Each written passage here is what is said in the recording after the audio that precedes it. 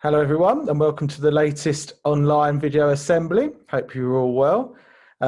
This week we are going to talk about the Crown dependencies, and the reason I chose that is because I popped into Miss O'Sullivan's Year 10 maths lesson and they were doing Venn diagrams, and their Venn diagram was about the British Isles, and within that Venn diagram they identified the Isle of Man, Jersey and Guernsey, which are in the Channel Islands.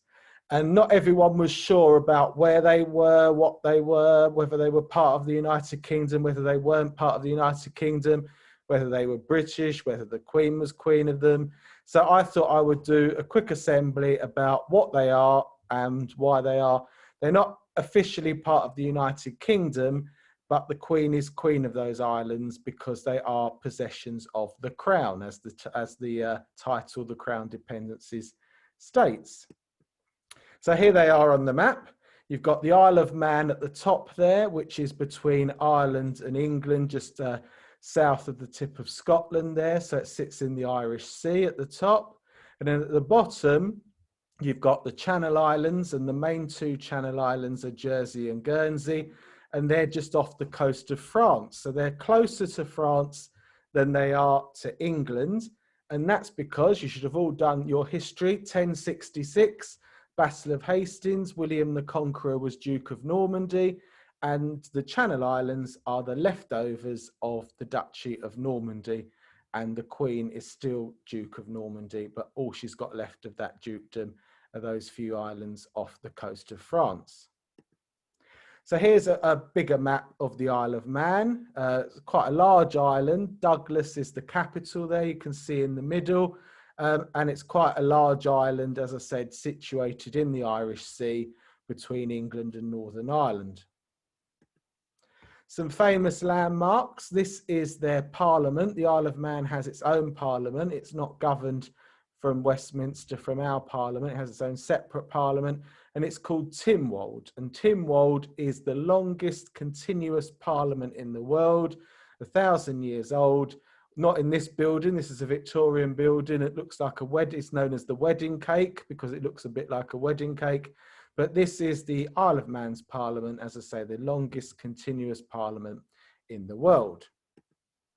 The other famous landmark on the Isle of Man is the Laxey water wheel. As you can see, it pumps water up from some wells and some mines beneath it and takes that water away.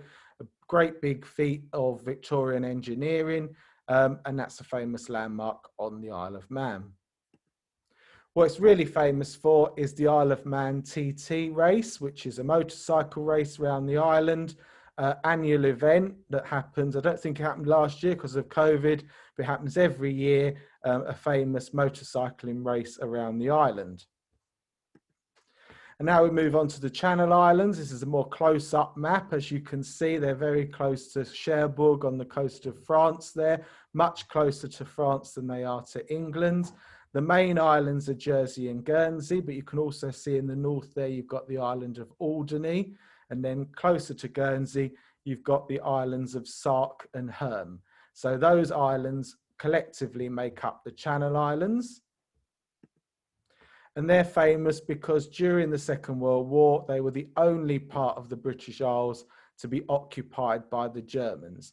Where in May 1940, after Dunkirk, I've spoken to you about that before, when the British Army retreated from France because the Germans invaded France and occupied it and defeated the French.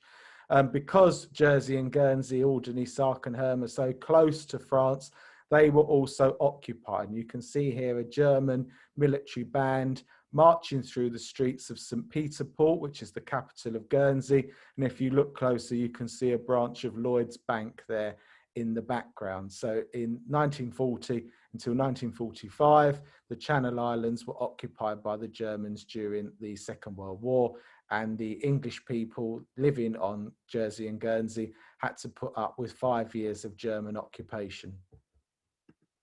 And so there are lots of landmarks on the Channel Islands because of the German occupation, and all dotted around the island are these German gun emplacements and observation towers and bunkers, and they really scarred the landscape, but they're kept there because they're tourist attractions now.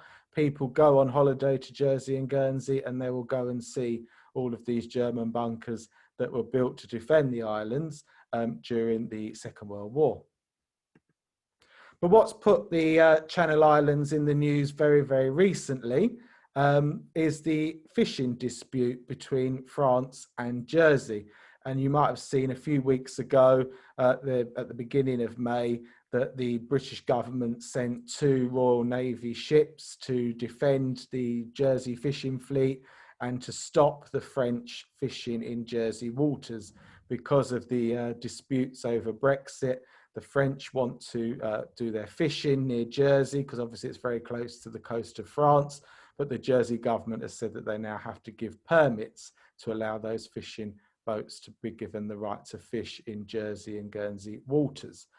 So that's what the row was all about. I think it's died down now, but you'll have seen that that was in the news very, very recently, and that's one of the reasons we were discussing the Channel Islands in that lesson, in that maths lesson.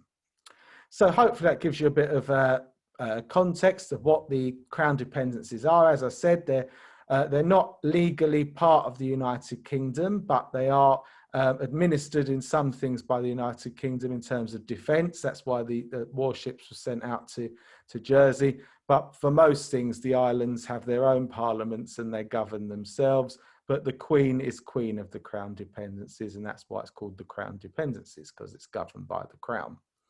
Okay, well, I hope you all have a very good half-term holiday. Be well, be safe, and I'll see you out and about.